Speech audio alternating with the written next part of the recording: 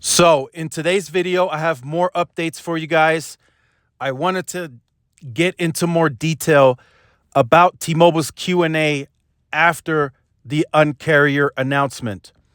So I picked apart some of the questionnaire and then some of the answers, and then I'll attach my take on some of the answers given during the Q&A. So the first question that was asked, availability for fixed wireless access, very simple one. They announced recently 40 million have access to the product today, more in the future.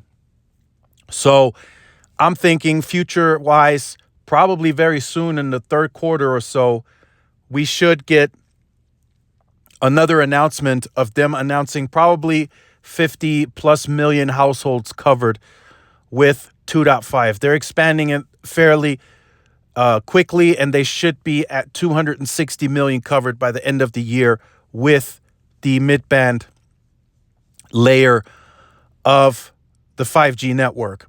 So the second question to the first one was network speeds. They have 110 megahertz of sub 6 gigahertz 5G spectrum deployed on average today. That includes low and mid-band. I know in some counties, some parts, even where you live now, it's very fragmented. It's non-contiguous. This is just a national average. So 110 megahertz on air national on average, sub 6 gigahertz 5G today. This now allowed T-Mobile to increase, or it did increase, the average national broadband speed for them to 140 megahertz. They are quoting, this is right around where cable is. Cable is at a national average of about 160 megahertz, megabits per second. So this is going very well according to T-Mobile's playbook. They're performing right around cable's performance, and they're priced lower, and they're coming in with much higher net promoter scores. And those scores are rising according to T-Mobile. So the network chief officer spoke. Neville wasn't there for the Q&A. Thousands of upgrades on a weekly basis. That doesn't necessarily mean 2.5. That could mean 600 megahertz, radio swaps, DSS, whatever. That could mean a variety of things, but thousands of upgrades are ongoing weekly. They are set to hit 260 million pops by the end of year, 36 million additional pops to get to the 260 will be in rural areas. So that means more fixed wireless access for households in rural environment by the end of the year. Also interesting to note, 200 megahertz expected to be nationally on average on air across 300 million pops by the end of 2023. So they have a lot of work to do.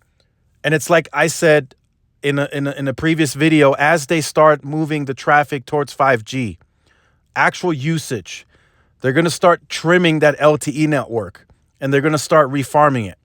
And it's going to happen very quickly. You guys are going to see it. I've been telling you guys in my testing, and this is anecdotal, the LTE performance is starting to drop. It's dropping significantly.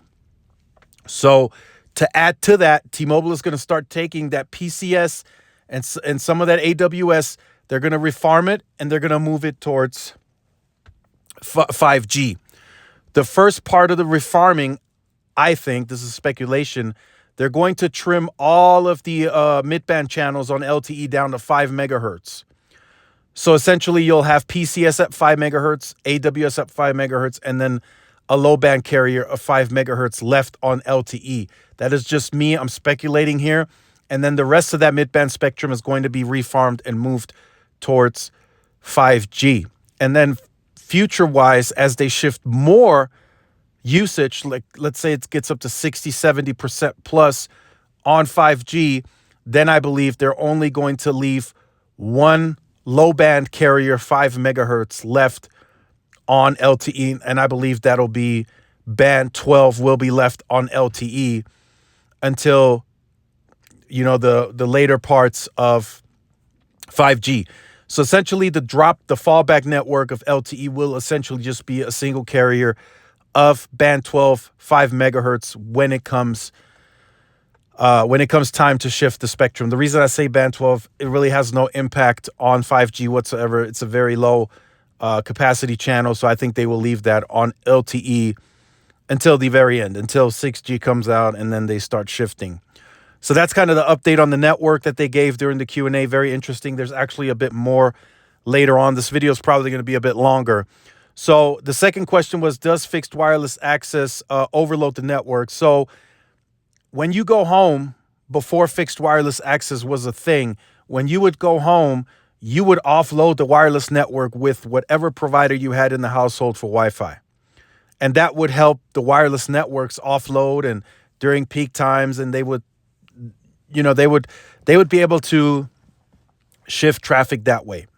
But now with T-Mobile and Verizon, you're potentially going from the wireless network to the wireless network inside your house if you use fixed wireless access.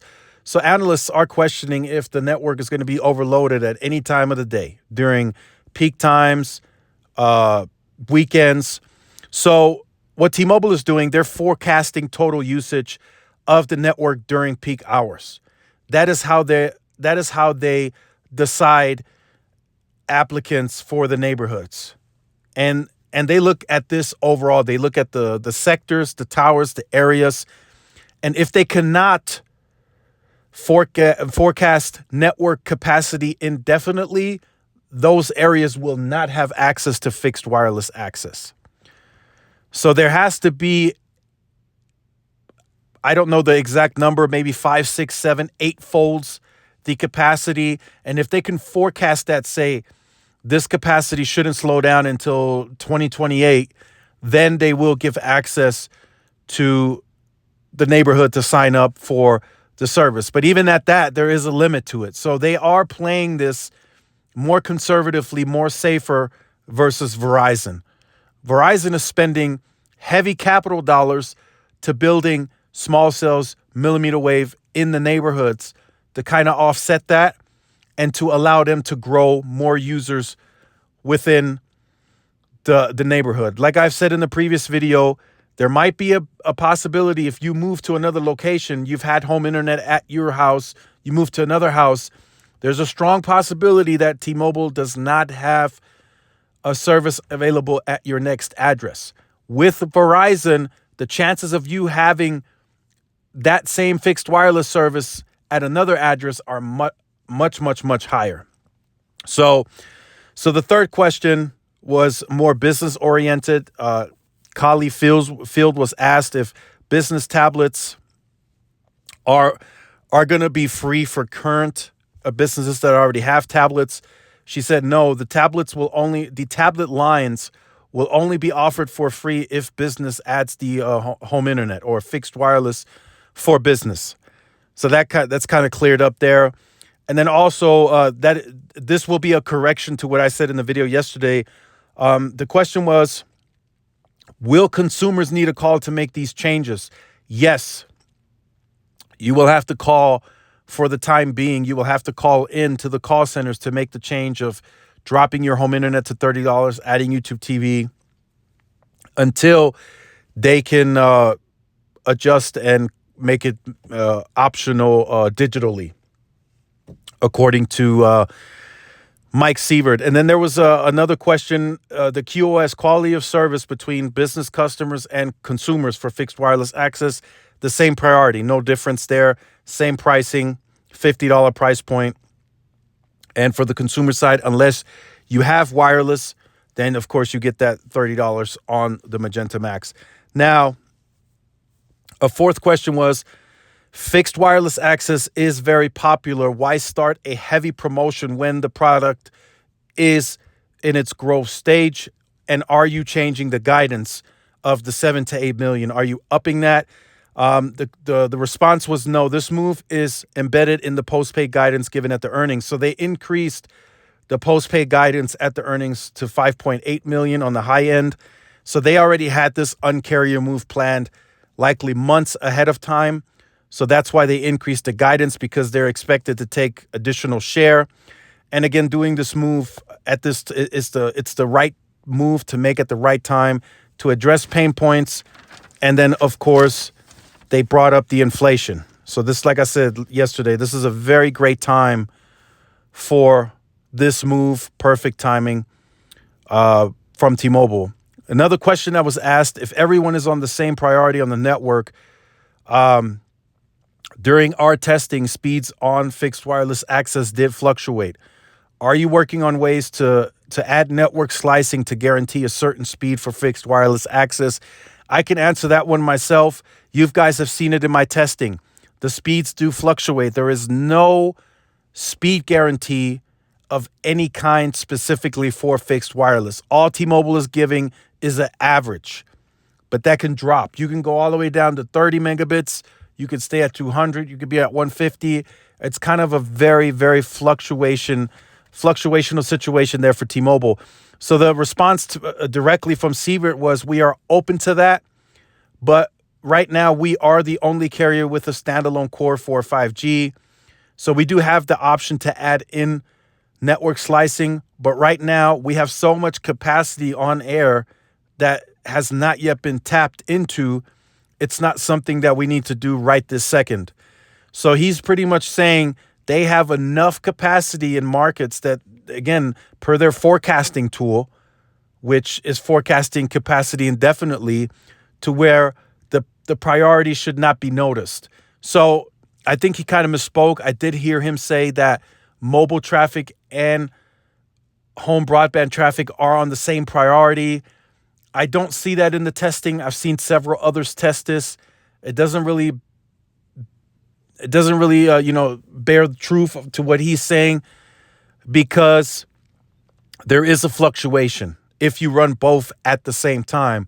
But what I'm thinking his response to that is, there is enough capacity to where the priority levels shouldn't matter. And I think he's partially right, although I do see a fluctuation in speed. From a user experience standpoint, you don't notice it. The streaming doesn't buffer. There is no degradation in quality. So nobody tests the speed at all times. So if there is a fluctuation, you won't notice it unless you're speed testing constantly. So then another thing that was brought up during that segment, and this is the last segment that I wanted to speak of, C-band was also mentioned, which will further drive up the speed on average. And then, of course, shifting over more of the spectrum, refarming it, as we talked about earlier in the video. So the C-band purchase that they've made, they openly said during the Q&A, they're not deploying that till the second half of 2023. So this is the first time that we've had a more specific date or time frame when this is being deployed. So this is being deployed the second half of 2023.